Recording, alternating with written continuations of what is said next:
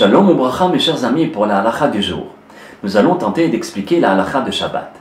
Vous savez qu'il est interdit le jour du Shabbat de cuire un aliment par mégarde. C'est évident qu'une personne ne va pas faire exprès, pas mégarde, le jour du Shabbat, même si c'est au micro-ondes. Ou bien par exemple il met une minuterie au micro-ondes et que le micro-ondes se déclenche automatique. Même s'il l'a mis à la minuterie avant Shabbat pour que le four puisse cuire pendant Shabbat, on n'a pas le droit de le faire. Même si certains poskim, certains décisionnaires, disent que utiliser le micro-ondes et la cuisson au micro-ondes, ce n'est pas un issour de la Torah, malgré tout c'est un interdit de nos hachamim.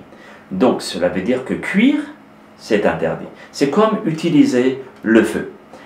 Maintenant, il y a aussi la personne qui voudrait mettre une minuterie à sa radio pour qu'il puisse écouter les chadashot, les nouvelles, c'est important, ou bien la télévision pour écouter un cours, ou le magnétoscope, ou l'électrophone, ou quelque chose à travers une minuterie. C'est évident que nos hachamim disent que c'est interdit de mettre quelque chose, quoi que ce soit, par minuterie, même si elle va se déclencher toute seule le jour du Shabbat.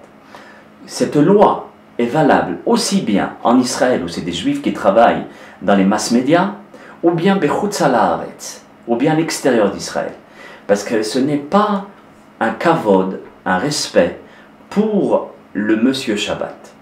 La kala Shabbat, la mariée de Shabbat, il faut la respecter comme il se doit. On ne peut pas aller en pyjama dans une réunion très importante. On met un costume ou bien un habit convenable. Pareil avec l'égard de Shabbat. À l'égard du Shabbat, on s'habille bien, cela veut dire qu'on essaye de ne pas utiliser tout ce qu'on utilise pendant la semaine.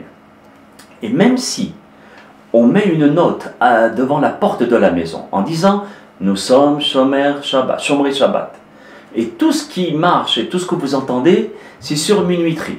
Ne vous faites pas de soucis, malgré tout, nos sages l'ont interdit.